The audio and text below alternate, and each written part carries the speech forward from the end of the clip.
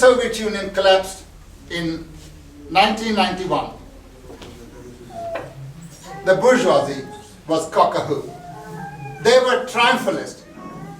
And the reactionary American professor of Japanese origin, Fukuyama, even said that's the end of world history.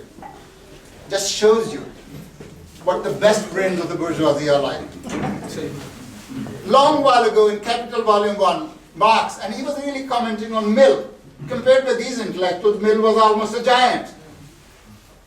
And he puts a footnote, having discussed Mill. He said, on a level plain, small mounds look like hills. And the flatness of the present-day bourgeoisie may be measured by the altitude of its intellects. Now, in my view, in Marx's days, even though they were flat, the bourgeois intellectuals were still compared with our intellectual giants. Today they have just become mercenary salesmen for a system which is 150 years at least out of date, which only lives by devouring living human beings, not only through the extraction of surplus value, but wars, inter-imperialist wars, and wars against oppressed people. We were told that once the Soviet Union collapsed, there will be a peace dividend. Everything will be fine because the Soviet Union was the cause of all war and danger, and now there will be peace. As the Soviet Union was collapsing, the first Gulf War was being waged against Iraq. And since then, we have the second Gulf War, which in the last 5 years has consumed 1 million Iraqis and displaced 4 million others, half of them abroad and half of them internally. Tens of thousands of Afghan people are being murdered in the name of humanitarianism. Because the only humanitarian imperialism has is how to exploit and how to oppress. That's it. Imperialism seeks domination. It does not stand for freedom anywhere, either in its internal policy or in its external policy.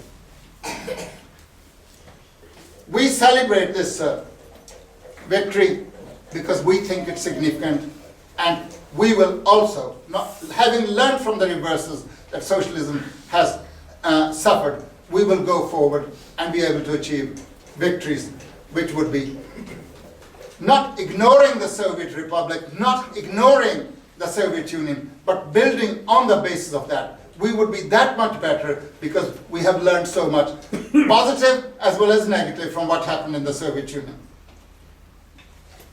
A lot of people have been disheartened. The bourgeois propaganda is incessant. They keep on saying communism is dead.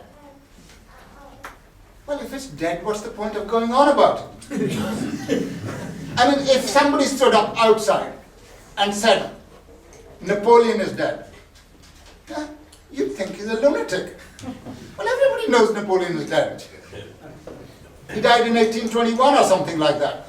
So what's the point of going around saying, if Marxism is dead, why do you have to say every morning, like a prayer, Marxism is dead?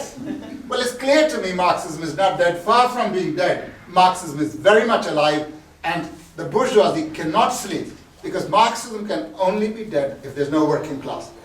Marxism is the ideology of the modern proletariat. It can no more be destroyed than can the proletariat.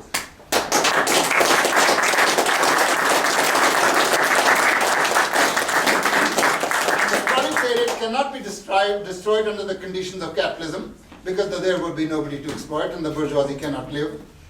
And the only way it can be destroyed is that the proletariat becomes the ruling class, in which case it would cease to be a proletariat. It would cease to be a proletariat because its role as being the exploitable material would cease to exist. And but the reason they keep on saying it's dead is they want to demoralize every one of us.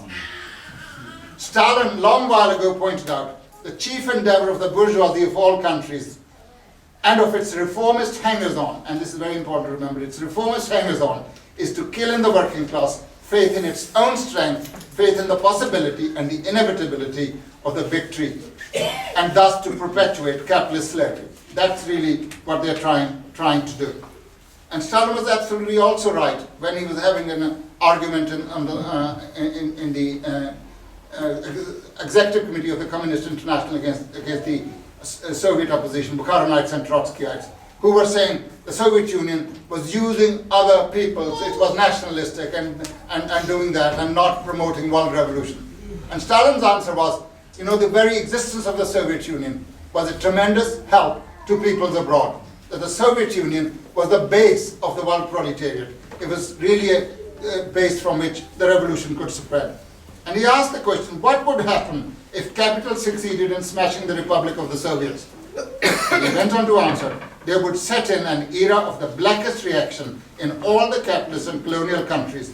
The working class and the oppressed peoples would be seized by the throat. The position of international communism would be lost. Looking at back at the last 18, 19 years, don't you think that that remark was truly prophetic? Not prophetic in the sense of the victory of capitalism over Soviet Republic was inevitable. Prophetic in the sense that those consequences are being realized.